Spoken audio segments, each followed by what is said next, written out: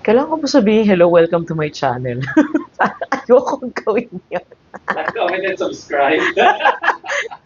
Ayun, hi, well, most of my colleagues call me Doc B. So, Prof B. I've been teaching since 2006. I was from the game dev industry.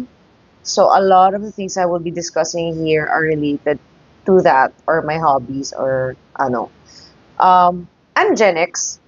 I was a very prolific blogger in the 1990s. So this is kind of hard for me. So this is my first time doing this.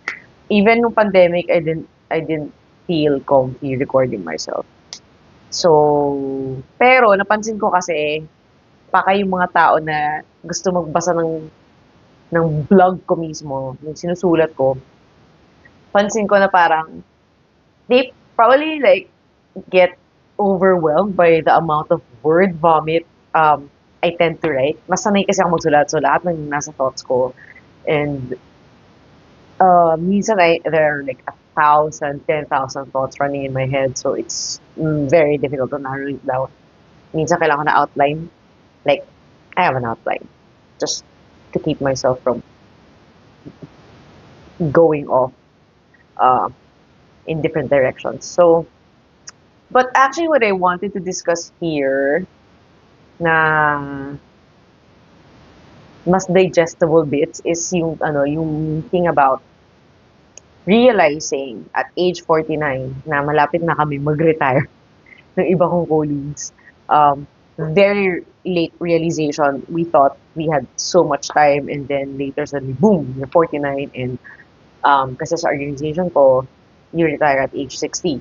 So ngayon, I'm doing everything to min-max whatever tools I can get my hands on. So, ayun, I want to talk about that. Maybe some of the things I also enjoy. Kasi hindi mo pwedeng lagi mong pinaka-stress yung, oh my God, dito retire ako. Ang gagawin ko. Siguro ibang tao gusto nila yung thought, no? But ako medyo scared ako sa thought na yun.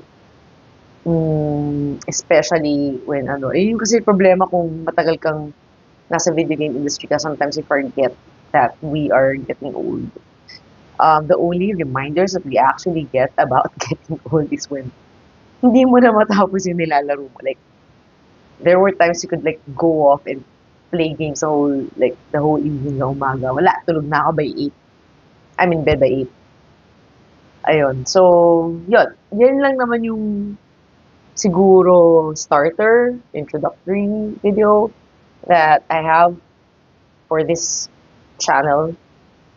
I don't also plan on deleting yung mga earlier entries kasi mga trabaho yung mga estudyante ko that I wanted to showcase at that time. So, ito na siguro yung first official, like, very personal video or vlog. Yun. And I'll try to keep it short and digestible. Actually, hindi ko nga kaya manood ng usually 20-minute videos. Naka-time stream na yun sa akin. I don't know if you guys can relate, but yeah. Okay. Yun lang. Short introductory video na umabot ng more than 3 minutes.